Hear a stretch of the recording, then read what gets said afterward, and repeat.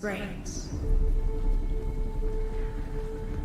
I am summoning you as a new age begins.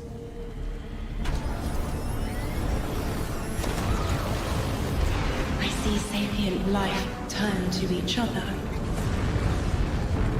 They remember how to look to the stars. They remember curiosity. They remember how to thrive. But they have forgotten.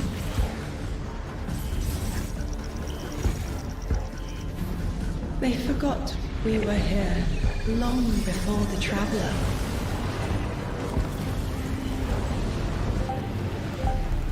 They forgot that they need us. But they are fated to remember. I will remind them. I'm sure you will, but not through me. Find someone else.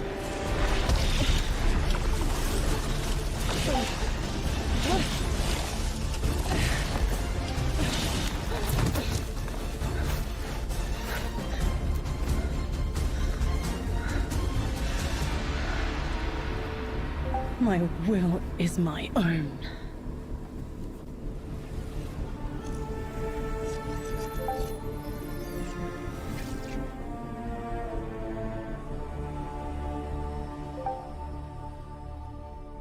All right, everyone, hello and welcome here to Bungie HQ in beautiful Bellevue, Washington.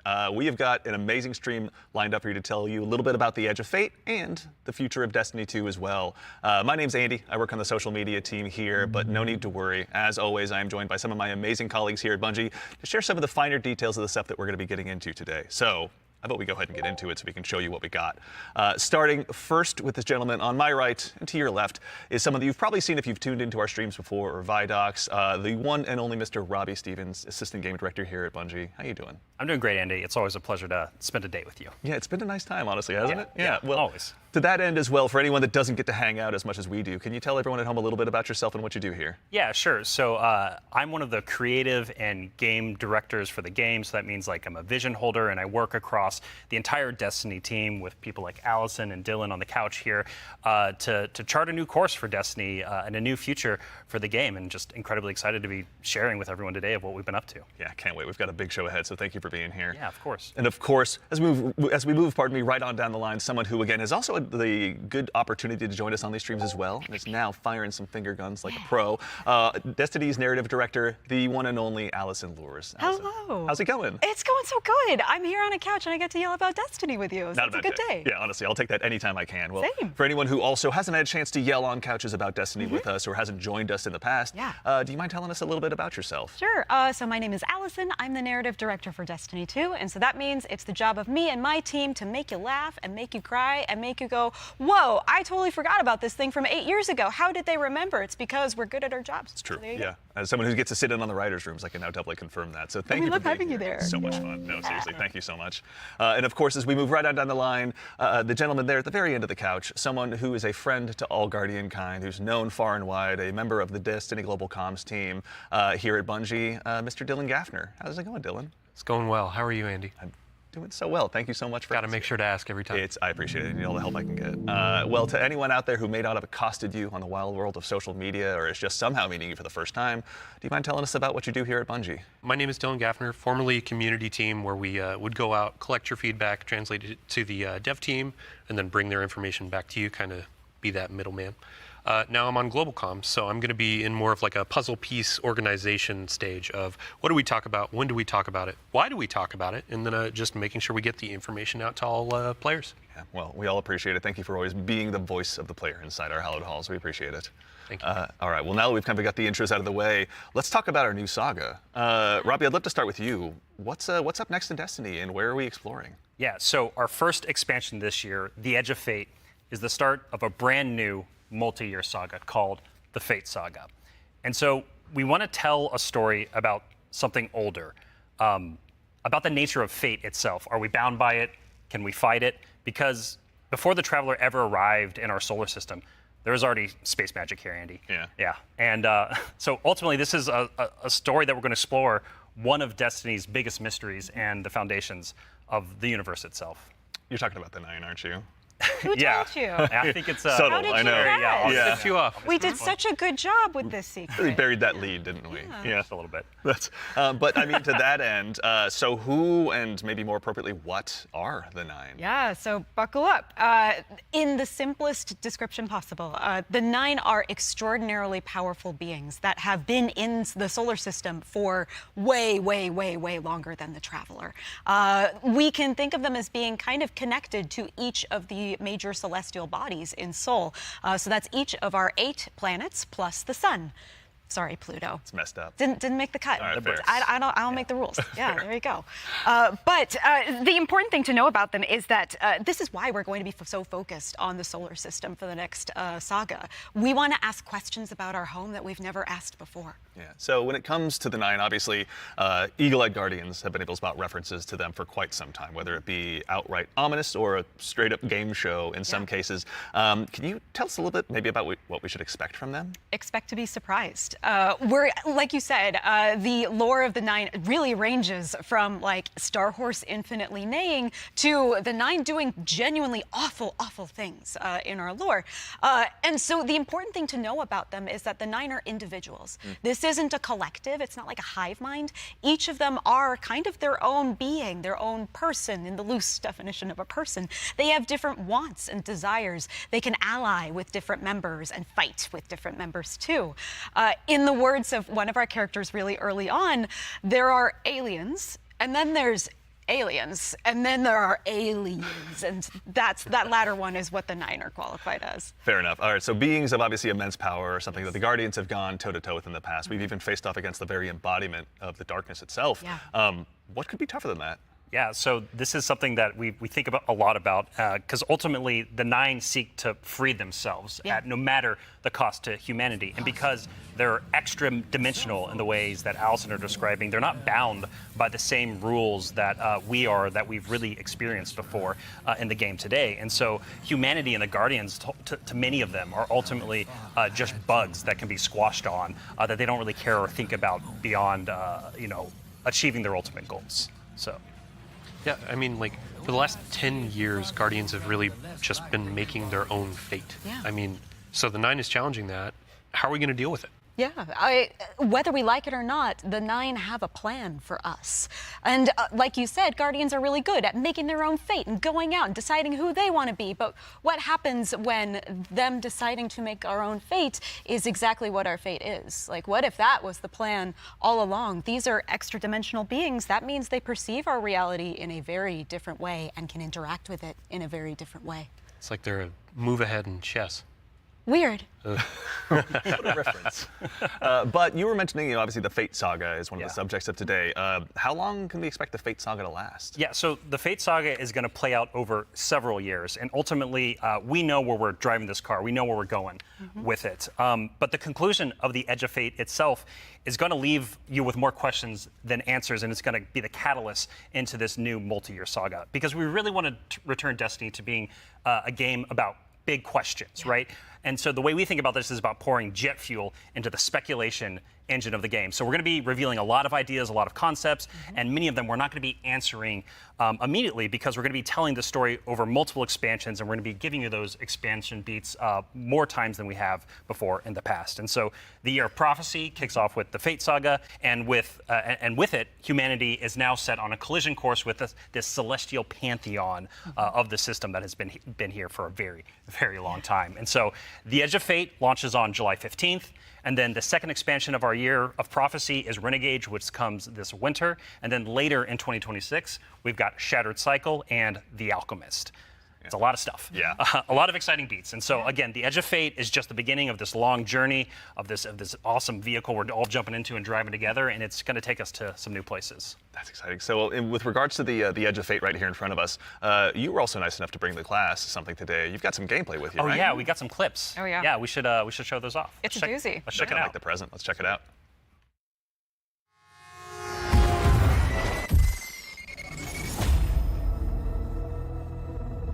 Observe, connect, conceal.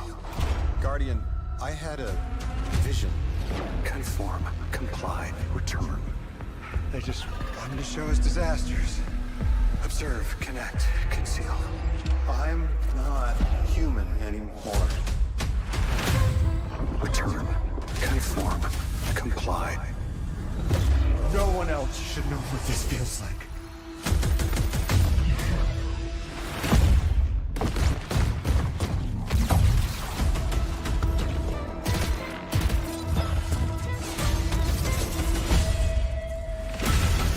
Enough. Terminate your suspicion, Commander. Remove your scornful blindfold. Observe, connect, conceal, conform, comply, return. Observe, connect, conceal, conform, comply, connect, return.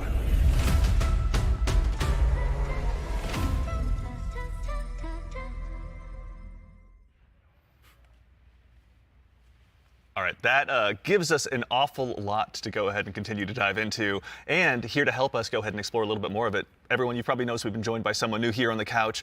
We are privileged to be joined by someone who's the originator of perhaps my favorite all-time Destiny emote, the one and only Dave Samuel, art director here at Bungie. Dave, how's it going, man? It's going great. Thanks for having me. Absolutely. For anyone who maybe for some reason somehow doesn't have that emote in their collection or hasn't seen you in a past Vidoc, do you mind telling us a little bit about what you do here at Bungie? Yeah, I'm art director on Edge of Fate.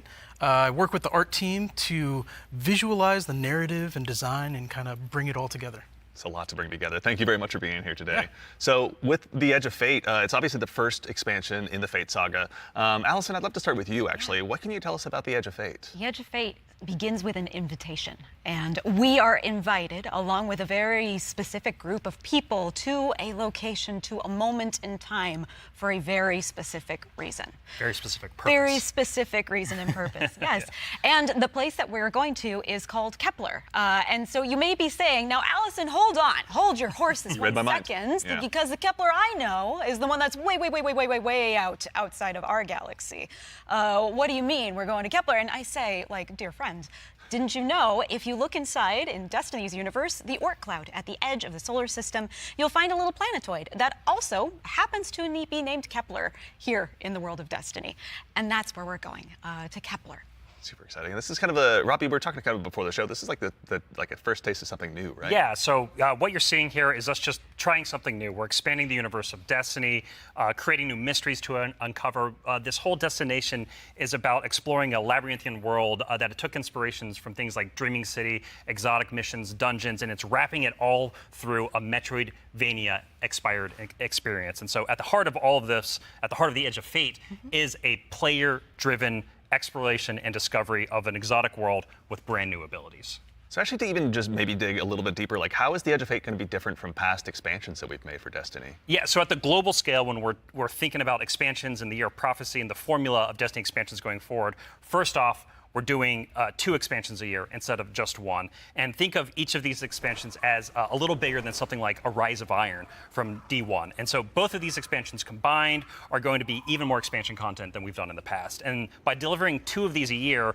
we're upping the pace of major world and story events that really matter to players and are going to be pushing the Fate saga forward. And so we're trying radical new things with each of these expansions. And so alongside this new destination of Kepler, this exotic world that players will explore with brand new abilities, we also have world tiers. And world tiers allow you to take on a higher level of challenge on the destination in order to extract some of the best loot within the release. But what's cool about world tiers is as you play through the mainline story and you play through the first couple of world tiers, you're going to unlock later world tiers. And as you're claiming these abilities, as you're exploring the world more, as you're discovering more within the release, you're putting these puzzle pieces together and you're figuring out how to solve all the mysteries on Kepler with different ways. And so you might play a puzzle in one way, a mission in one way, and when you're in these higher world tiers in the post game, you can start to solve these problems in different ways that you couldn't before in the original playthrough. And so alongside all of this, we're also going to have a ton of quest content that we're rethinking about how we use within the game. And so on Kepler, there's some non-linearity within the destination itself. And so with a lot of our side quest content that is related to the critical path, but you don't have to play it. It's there for you to explore. It's driven by your discovery of the world. You're out in the field, you discover something and you pick it up, and that's going to help you explore the characters in the world of Kepler more and go deeper on that story. And so, yeah, again, this is all about us just looking at the formulas that we've been building in Destiny over the last 10 years. And some of them are really strong, but they're due for some experimentation and some radical changes. And so that's what you're seeing here with the first taste of the Edge of Fate. Very cool. Yeah. I love everything you just said. I was a little distracted by some of the gameplay we were showing, like exotic sniper rifle, I think I saw, kind of recognize that. Oh, yeah. Some enemies with a couple really cool twists, like, okay. Yeah. But then also there was a Guardian that turned into like a lightning ball. Yeah. Yeah. So, so there's multiple new abilities that your players are going to be able to discover on Kepler that's going to make them navigate and look at the world in different ways. But the one you're talking about, Dylan, we see it as our premier ability, the crown jewel to release, and that's called Matter Spark. And Dave has joined us, and he's helps us take the vision of the narrative and the design and the art and smush it together in amazing experiences. And so I think Dave should talk to us more about Matter Spark. Please. Yeah. So there's this new source of energy on Kepler, this strange dark matter. So the Guardian binds itself to the dark matter using the arc powers within. You can think of the dark matter as like a medium, and the arc as this catalyst that will allow you to completely change form. Transforming into Matter Spark lets you squeeze into tight areas, race around areas, jump over stuff, and it also allows you to turn into this basically electric rolling ball of death, jolting and shocking enemies that come across your path. So obviously, one big part movement, one big part combat, but I mean, even just in addition to that, to look a little bit, wider, like how did the Matter Spark Ball kind of influence the world that we're going to be inhabiting? Yeah, the team really had to rethink what it means to build a destination with these abilities in mind. A simple hill becomes a ramp to get to a new space. A crack in the wall, it basically will reveal a whole new area to explore. It's also a new way to engage with enemies. Instead of taking a bunch of enemies head on, you can find a Matter Spark pad, transform, turn into this electric ball of death, and then just start racing around the arena, dash over their heads, and flank from behind, and then really give the House of Exile on Kepler a bad day. As well we should. It's a good day for us as well. So what are some of the other Kepler abilities that we'll be able to unlock while we're out there as well? Yeah, so each of these Kepler abilities are a mix of dark matter and our Guardian's powers. So we have the Relocator Cannon, which is this new fallen dark matter tech mixed with void. This is going to allow you to bypass laser walls, use these cascading relay networks, and just basically teleport around the world. Another ability that we have is Mattermorph. This is dark matter mixed with strand, allows you to manipulate the environment. You'll be able to basically push and morph and move geometry to create bridges, open up doorways, and then also reveal secrets and new opportunities. Yeah, so what's really important about what Dave is describing, and when we were thinking about building this world, it was all about hey, here's this new tool to navigate and see the world in a different way and solve little puzzles and mysteries throughout the missions, the free roam, and the quest content, and beyond. But also what was really important to us is that we lean into Destiny's first-class ability gameplay. And so with Matter Spark, like Dave is mentioning, you're jumping, you're dashing into enemies to destroy them. You're doing giant explosions with them. With the Relocator Cannon, you're just blowing everything up with void explosions and graviton lance style, little secret projectiles. And then what's really fun about Mattermorph is you can just be throwing these strange shurikens basically to just delete an encounter before you then start to morph the environment around you and move to the next area. And so it's just really exciting I'm incredibly excited about watching players just solve puzzles and fight encounters in ways that we don't even expect yet, and see how they take on the destination. And just I really want to emphasize, you're going to be upgrading these, and when you get into especially the post-game experience, it's going to unlock. There's something unlocks with Matter Spark that really changes the way that you can play through the entire destination. Yeah. So when we're talking about dark matter, Yes. We have darkness abilities like Strand and Stasis already. How is dark matter different? Yeah, so dark matter and darkness are two completely separate things. They're completely different things. But dark matter does exist in our world. In the world of Destiny, we know it as being tightly connected to the Nine. It's what the Nine are actually made out of. In our world, dark matter is invisible. You can't really see it. And it wouldn't be very fun to make a destination where there's an invisible thing that you can't actually see. So lucky for us on Kepler, there's a bioluminescent microbe that allows us to see all of this substance that's impacted this world so much. It allows us to see how it's impacted the plant life, how it's impacted the behavior of the peoples that we're going to encounter. And we can see how it has been able to bring these things that are kind of unstuck in time into this current location.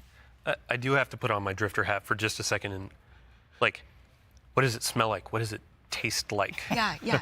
Dark matter smells and tastes like bleach and math. Yeah, it's true. Cannot wait to get that chip flavor. Yeah.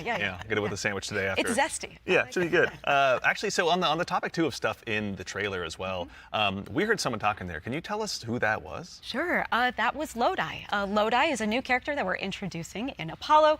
Not in Apollo. We're introducing him in the Edge of Fate. Yeah. I want to give a special shout out to Brian Villalobos, who portrays Lodi and does a spectacular job. This character is fascinating.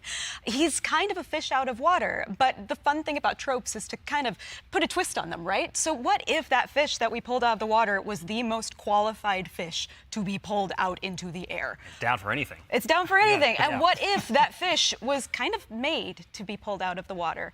I don't want to give away too much because this character is way more fun for the players to figure out what his deal is. But I will say that Lodi is very, very far from home. Very fair, very exciting. So, I do have to call out, too, before we started this, you and Robbie were talking about how Lodi is like a notice me character. Oh, yeah. Robbie wanted a senpai. I did. Yeah, I wanted someone that I just wanted to spend a bunch of time with on this new adventure we're going on. Yeah, a friend that we can look up to. Yeah. right, yeah. Notice me. Notice Notice me, me. Lodi. Yeah, of course, He it will, writes he itself, or rather Allison does.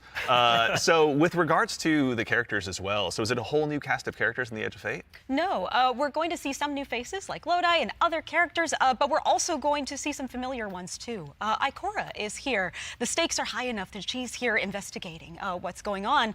And as it turns out, in one of our major mysteries, she's kind of at the center of it. She was invited here, as was Lodi. Same as we were.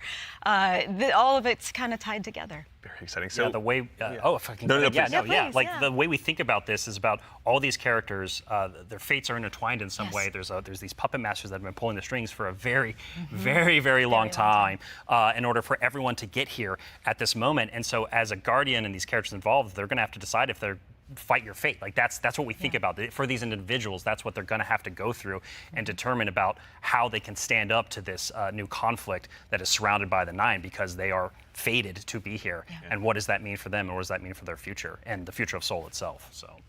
So with regard to these new characters and this world we find ourselves in, was there anything about that setting, or in particular, that really influenced the creation, rather, of this world that we're going to be inhabiting? Yeah, I'll give you a list of fun facts. First off, if you've been paying attention to Destiny over the last week or so, you already know that there's been people on Kepler for a long time. That's an old-ass computer that you were putting those numbers into. We also know that the Vex are here. They're studying the Nine because it turns out the Nine can do something that the Vex can't. As Dave mentioned, the House of Exile are also here. They've become fixated on a being that they call the Giver. And kind of most importantly, the dimensionality on Kepler is really thin. So the 3 dimensions that we can know and see and touch are very close to the realm that the Nine live in. And that means some things from Earth's past have been yanked into Kepler's present. Exciting. Nice. Yeah, I mean, so we've been talking about invitations throughout this, and we need to call out an invitation that's actually going to be waiting in the game after this is over. Ride of the Nine begins today. Yeah. So I believe we have a trailer to show. Yeah, you were nice enough to bring a trailer along. I'll go ahead and give it a look really Yeah, quickly. let's do it. Yeah.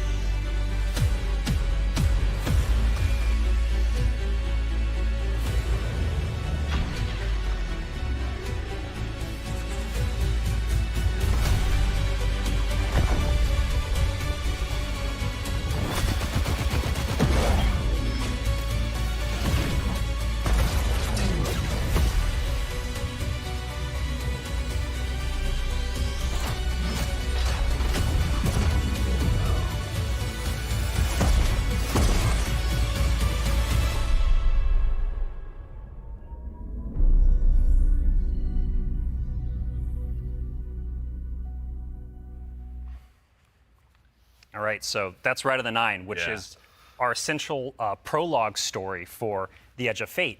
And these 3 dungeons that are featured in this event are free for all players starting today. And so what's really important about this is that these dungeons are both for veteran dungeon crawlers, hardcore raiders, people have been in these places a lot, but also new Guardians who have never stepped into a dungeon before, right? What was really important for us when we were developing Rite of the Nine was that we are changing the formula on how we can think about how we can welcome even more people into these experiences. And so you're going to be able to go in solo, buffed up, and explore a dungeon by yourself, or go in match made with other fire team members shoulder to shoulder for the very first time. But don't worry, because we also have that higher level challenge for our veteran, our hardcore dungeon crawlers, where you're going to be able to earn the best possible loot, exclusive rewards, and also an exclusive title as part of Rites of the Nine.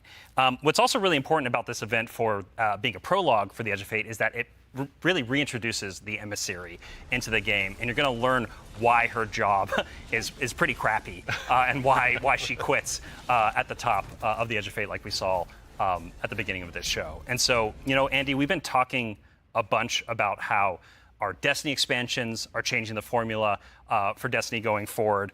So now I think it's time for us to start talking about how the core hobby of Destiny is changing going forward, the day-to-day of playing Destiny, week-over-week experience. And we've got someone else on the couch here to help us talk about that. We have an expert in that very subject now who has gone ahead and joined us on the couch.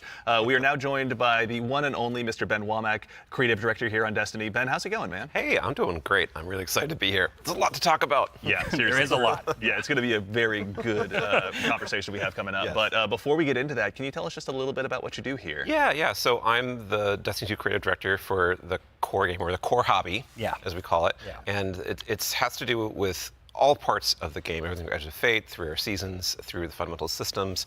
And in particular, like Rob was saying, I've been focusing on thinking about the kind of building blocks of Destiny 2 and getting those like not only stood up, but also transformed and iterated on in some really exciting new places. Nice. Well, let's go ahead and just start at the top. Can you tell us a little bit about what like the core formula of Destiny is changing and why? Yes. So I think we need to start with the why first, because it's important to think about what is Destiny, what is great about Destiny. And Destiny is best when you have like awesome chases that you're excited about, you have really cool, powerful builds to make, and there's a mountain to climb that's right in front of you that you want to climb. You're like, I want that mountain, it looks pretty cool. And the thing that is not always true right now in Destiny is like, it doesn't feel as streamlined as it could. Players don't have as much agency. We want to be player driven, we want to be more rewarding than we are. Because right now there are barriers to playing Destiny like in the best way. And those barriers are insurmountable sometimes. So think about that whole picture of, okay, what is the Destiny that we really want, that has been in the past, that we also want to get back to, and where we want to go for the future. That's where all the changes you're going to see have started, like at their inception point. So it's a big piece of the pie. Massive updates coming across so many systems of the game, and this is like that. We're just getting in, digging into the surface. Yeah. Yeah.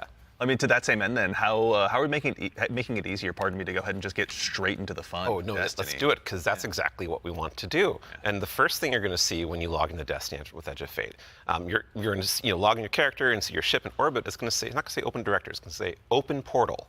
And the portal is our new front page of the game.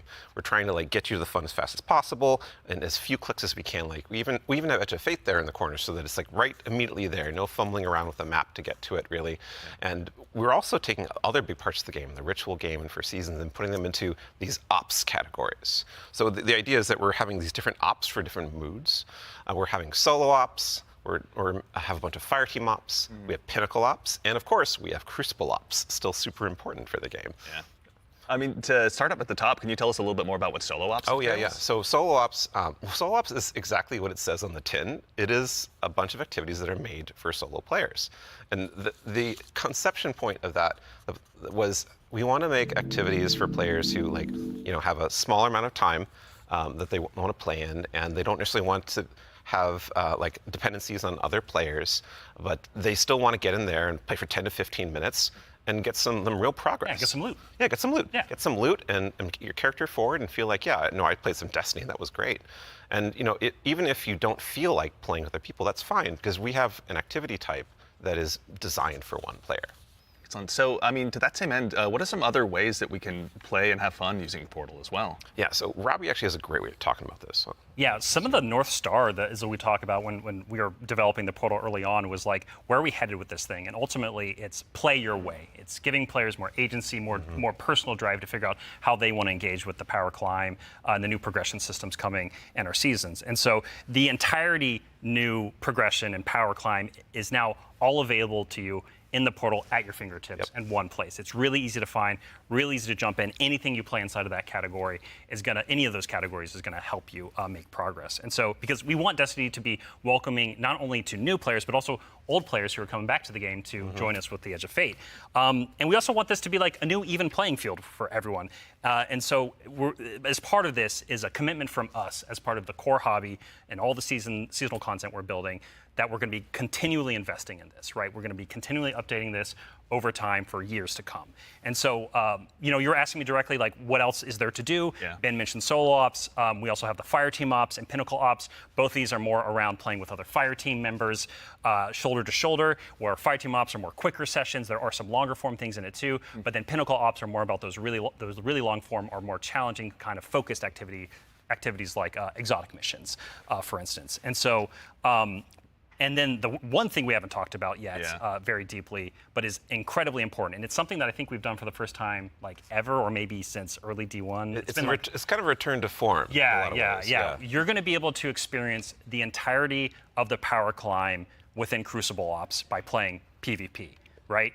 So this means like, if you want to be sweaty, Andy, which like I know you, Dylan, too. I know you're that way, right? Like I know both of y'all. Like if you want to put the sweatbands on, you're going to be able to play the entire experience in the season here and earn some of the highest tier loot that's also available in the game. I have to say, this is like super exciting because like my player type or other folks out in the community, like they want to go in, they want to jam on PvP, but then their friends invite them to do a dungeon or a higher tier activity, and they're like, oh wait, I need to grind a long time to get up to power. Now through PvP, they can get up to power, and you can just bring them into that PvE experience and have a fun time with each other. Yeah. So. That's honestly how I primarily played D1, so I'm really looking forward to that. So it sounds like the core, obviously, of what you guys are talking about, play the way you want to play. It's at the center of all of it. What if I really want to challenge myself, push myself? Oh, yeah. A little bit more? That's important to us. Depth. That's important to us. Well, death, but also success. Yes, and that's true. from it, That's right? true, yeah. Yeah, and so we really want to give agency. That's one of the things, player driven towards loot and challenge. And so we have a really hugely expanded activity customization system. We have a lot more difficulty levels, and we have a ton of new modifiers. We have 50 new modifiers along with all the old modifiers that we've released in the past that are going to make this big curated web of options for you to experience any of the PvE content in the curator. And so, like, we have Banes, not just old Banes that we have, but new Banes as well. We also have boons to help you like get advantages in your activities and for your build. We have challenges and trade-offs. And the fun part is you're going to get these different combinations that are available, and you're going to then make a mix that's actually going to change the way you play and be pretty interesting, and sometimes be the way you prefer you play.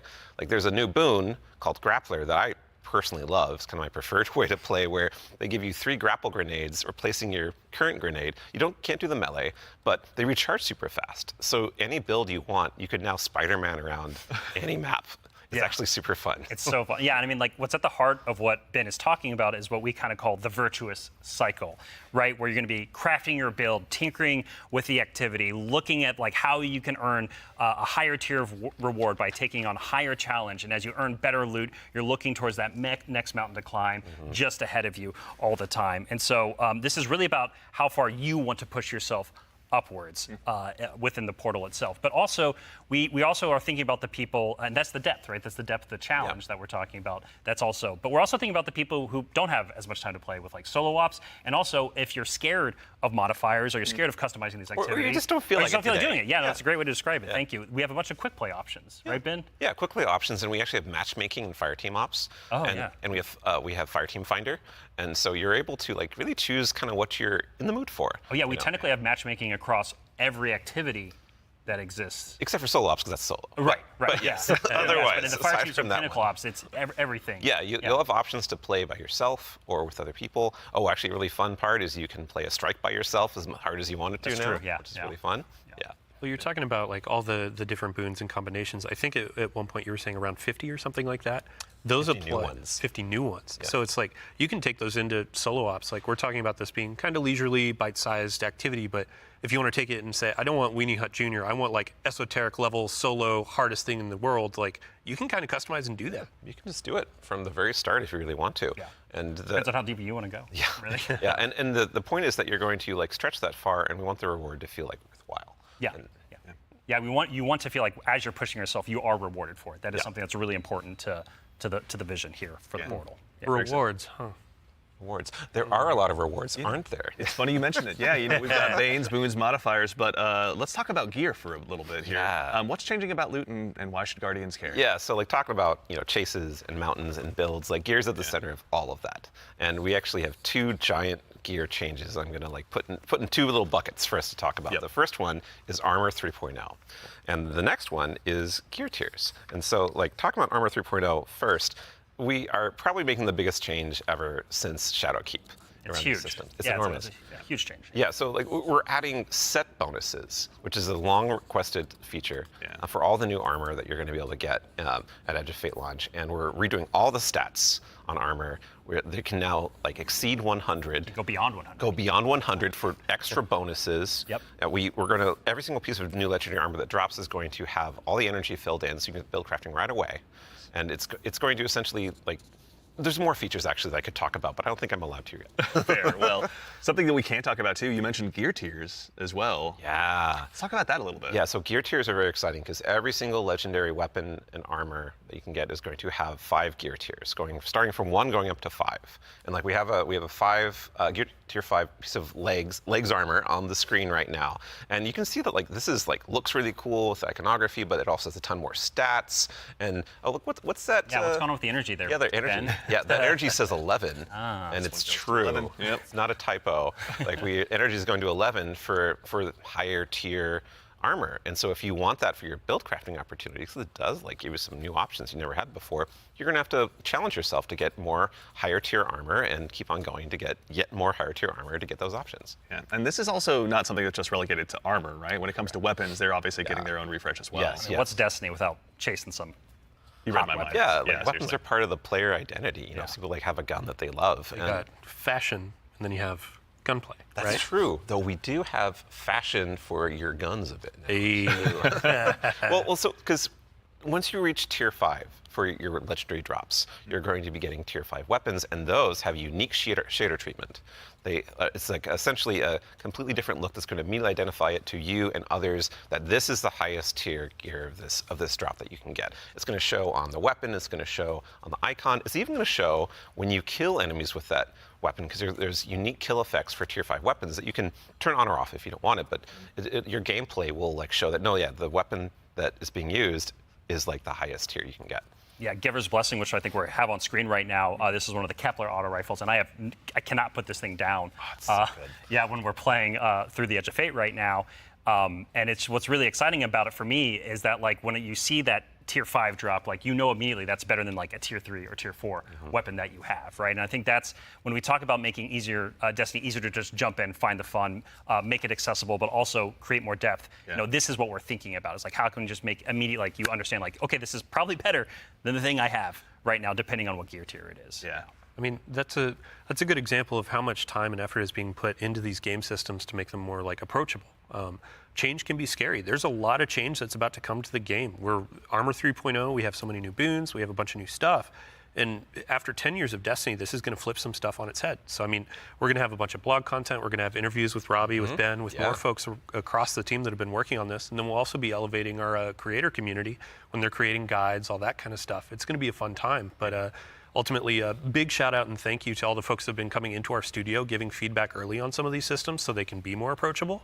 And we're looking forward to all the feedback that's going to be coming after launch too. Like this is again one of our first steps into something, and then the community and we are going to build something amazing. Yeah, and I can't stress enough how much feedback we've gotten from the community summits we've been running over the last year for the Edge of Fate, and just people reaching out to the community teams and others to us. Like your feedback is invaluable. So like seriously, like thank you so much. We're making this game together ultimately. Yeah, it's incredibly important part of the process. Like I don't think we would be able to make what we do without it. Yeah.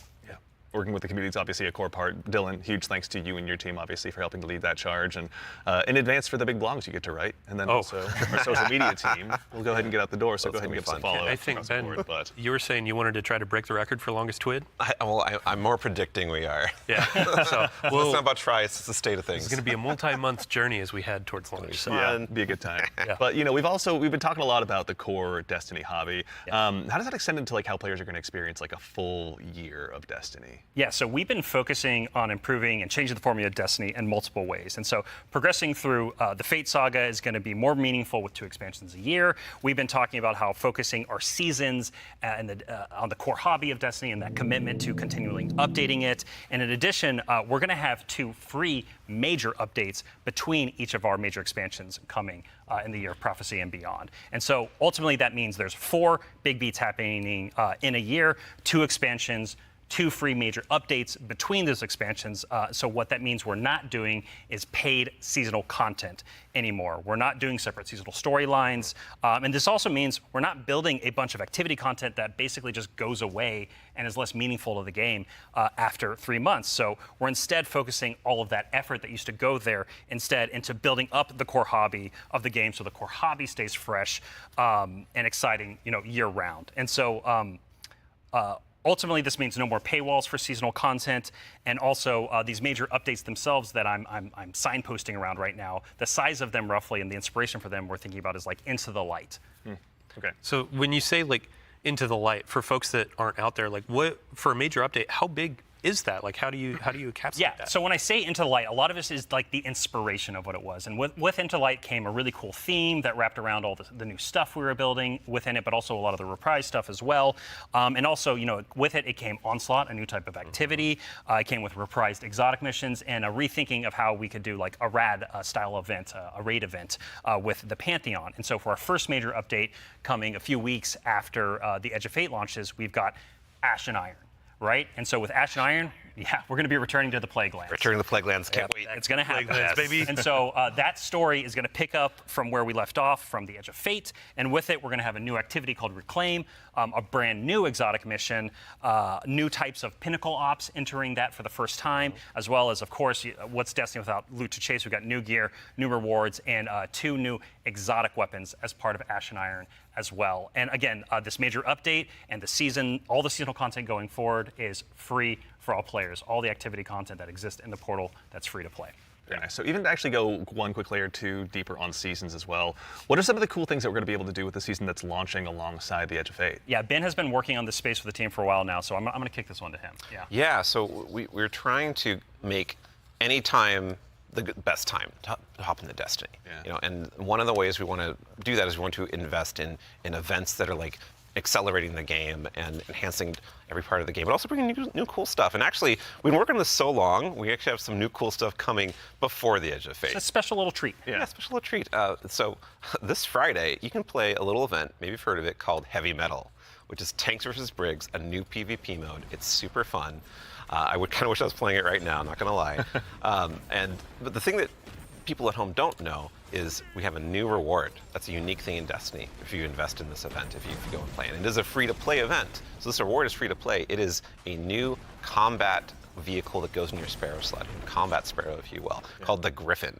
And this is a really cool, like, combat-ready vehicle you can take anywhere you can summon a Sparrow. You can summon it and use it to fight your enemies and just have a really good time. And there's some really cool there's some really cool build crafting things with this vehicle that I don't want to spoil right now, let people discover, but I'm super excited for it. They all thought they were going to ride those skimmers forever. Well, I mean, we've been saying like, what was it? Skimmer is Flash and the Griffin is Splash. Hey, there we go. The dad joke quota has been met. We got to get one in. Absolutely, yeah. But that's not all, right, man? Like, you've got more for us, don't you? Oh, yeah. So, like I just said, there's more events that we've been making. There's one that's going to happen right after the launch of Edge of Fate. It's called Arms Week. And it's a 1-week-long event, and you're going to be focusing on one weapon archetype in Arms Week whenever it comes around. And this one is going to give you a new legendary weapon of that type. It's going to have some volatile mods that are there for the week that are going to be super interesting and fun to play with, and some focusing you can do. But there is a problem when you say this event is going to be about weapons and about using them. Yeah, you got to have a place to test all that out. Right, and Yeah, so I mean, I've been doing that in EDZ this whole time. I don't know about the rest of you. Those poor dregs. Right? Yeah. But there is a new way now. We have a new feature, a long requested feature that is being added to the game with Arms Week. It is the shooting range. And the shooting range is being added to the tower. It is a now permanent addition to the game with the launch of Arms Week. We're not taking it away. And you can go there and you can try out everything in your kit, everything about your build, with all sorts of simulations of different kinds of enemies and situations, and it's all real damage numbers. It's like It's even got a scoreboard. It's even got a scoreboard for you right there. and your fire team. Yeah, your whole raid team can go down into the shooting range and try out, like, see exactly how well you're going to do for some kind of boss at this range or with a Say, yeah, who can do most of the damage, right? Yeah, well, you're finally going to know that. So we have a rally flag. It's not just a shooting range. Like, you can go beyond the firing line and use your abilities too. Yeah, you totally can. And like, if you wanted to, you could even take in Prismatic and pop Transcendence and try that out. And well, I think the reason why we're not seeing that right now is because it's a Titan. Yeah, it's a good soldier. Yeah. Standing on that firing line. Yeah, standing on the firing line. All about building that line and standing. Yeah, exactly. A lot of theory crafters are going to have to go ahead and have some upheavals to their Google Docs, I'm guessing. This will be a really good tool. Like, as we're adding all of these different systems with gear tiering and all of that, you can go in and check those damage numbers in real time. Like, how do my stats change? How are these different gear bonuses going to affect my gameplay? You can see it in the tower now. Yeah. Yeah. And while we're talking about weapons. Oh, yeah. Well, one more thing, right? Yeah, no, there's one more thing. I know you're excited. So, there's more events. Of course, there's more events. And the holiday events are coming up, where Solstice is right around the corner. It's as well. summertime, right? It's summertime. Sometimes it's Solstice time in Destiny 2. And Solstice has some really cool twists and such that we're planning, but I'm not going to talk about that right now. I want to show you all the new holofoil treatment we have for Solstice weapons. So here we go. This is the holofoil treatment for Solstice in 2025. It is it's amazing every time I look at it. Yeah. It is an ocean and gun. the line. Yeah, we put the ocean on a gun. How did we do that? It's beautiful. I love it. And any kind of weapon that drops for this event can have a holofoil. Yeah, no so it matter could be what a tier 1 or tier 3. Yeah, any weapon can have a holofoil. Yeah, the tier 5 holofoil. Ooh. Like that's gonna be a chase. Our other events will also have holofoils. Yeah, like Arms Week you're talking Arms Week about. will have its own holofoil treatment. Like every event, a major event we have will have a holofoil treatment. The holidays will have their own kind of special one, but yeah, Arms Week will have their holofoil drops that you can farm as well. Super exciting. No, it's going to be a good time. I'm going to have way too much stuff to chase down, so appreciate you guys putting all the hard work in, obviously, for that.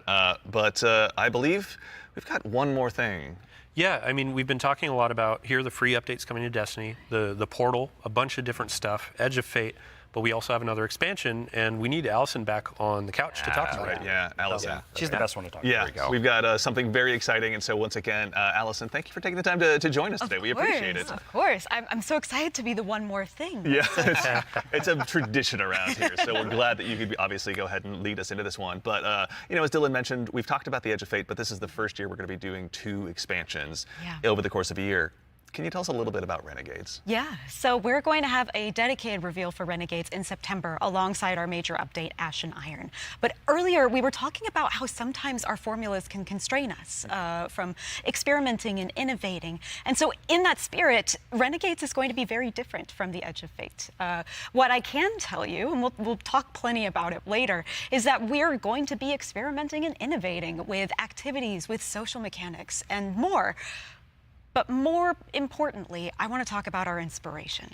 And so I have to kind of tee it up first. So Renegades is going to be a Destiny, definitively Destiny expansion. This is part of the Fate saga, and it's going to push it forward in important ways and introduce characters that we're going to spend time with for years to come. It is an essential Fate saga story. And it's an homage to a universe that has inspired Bungie from the start. It's a universe that all of us here on the couch grew up with, as well as everyone else at the studio and millions of you back at home too. It is a peanut butter and combination, a peanut butter and chocolate combination inside of what we're making that could only be possible in the kind of world that we build here. And so I am absolutely thrilled to be able to give our first sneak peek at Destiny 2 Renegades. Let's take a look.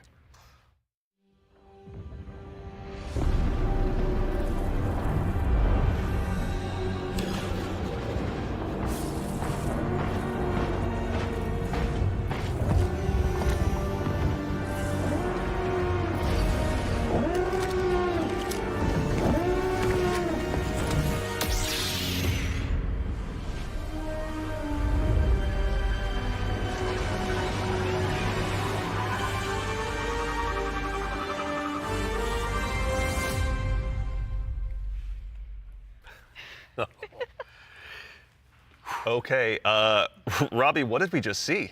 Yeah, so that's Renegades, which is coming out this December. And to really drive it home here, Renegades is a one-of-a-kind Destiny experience, right? And just like we on the Destiny team have taken inspiration from other genres like dark fantasy or cosmic horror, Renegades takes the space western vibe and aesthetic that is Star Wars, and it puts it through that Destiny lens. And ultimately, it's created a new lawless frontier that is emerging within Seoul. And so, like, we're so excited to show Renegades off a little bit today and to be talking about it more in the future in September alongside the free major update with Ash and Iron. But right now, today, we're focused on Rite of the Nine and what's right around the corner with the Edge of Fate. Absolutely. No, I heard a lot of calendars get marked just now on September, but no, super excited to share more of that in the future. But that actually leads us to the conclusion of today's show, which again, we covered a lot. There's been a lot today. Yeah, this has been a big show, honestly. No, we went through a lot of it. So let's go ahead and quickly double check. We obviously went through, and the Year of Prophecy, pardon me, is going to go ahead and kick off on July 15th. And this kicks off a brand new multi-year Fate saga and our new focus on the core hobby of Destiny. The first expansion, The Edge of Fate, is going to be launching again on July 15th, as I noted, with its raid launching on July 19th. Okay, hold up. Yeah. So you're going through a lot of information. We already covered that. Oh, yeah. But like, you can't just sneak in a raid date. We have a new raid coming with the expansion, July 19th. We're going to have a bunch of blogs. We're going to have the rules, regulations, all that kind of stuff for our raid race. Of course. We invite everybody to come in, try to go for that world first title. And yeah, I mean, just stay tuned for more details. We're not going to spoil anything. It's a raid. We got to keep it secret. Yeah, absolutely. Yeah, everybody mark your calendars. Yeah. Bungie.net is the place to go ahead and learn more. And again, follow our social media channels. Do us all a favor. So in addition to that, again, as we noted, Ash and Iron, our first free major update, will be launching on September 9th.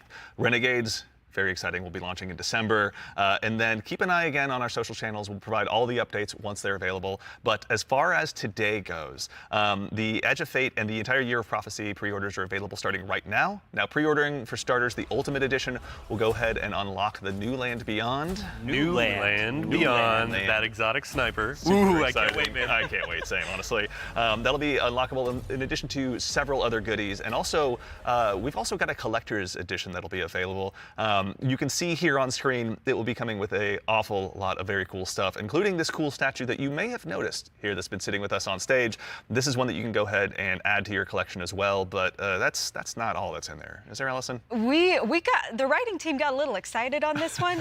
We put a lot of lore goodies into this collector's edition. So like that weird metal thing, that weird envelope, boy, weird. Wonder what's up with that. Just decorative You points? should probably read it. Yeah. Anyway, we're going to do a dramatic reading as soon as Yeah, we're we done. should go downstairs immediately after. It's this. really Oh yeah, right after this. Count me in. And then again, too, as far as today goes, Rite of the Nine. This is the essential prologue to the Edge of Fate, and like all of our events moving forward, it's going to be a free to all players. So make sure and go ahead and check that out when that arrives.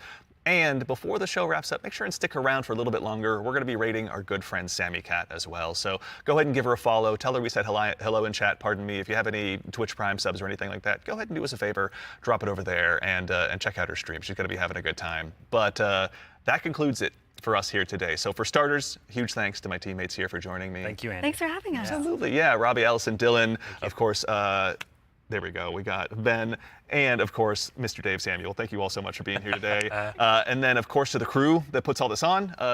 Thank you, everyone. This doesn't happen by accident. Thank you all so much for all of your hard work and dealing with me on these last couple of days. And, of course, to everyone at home, to all of our guardians out there in the community, thank you. It's a tremendous privilege to get the opportunity to share what we've been working on early. And it matters only if you guys show up and join us. So we really appreciate it. We hope you enjoyed. And otherwise, in the meantime, until we see you again, take care of yourselves, take care of each other, and we'll see you all Starside.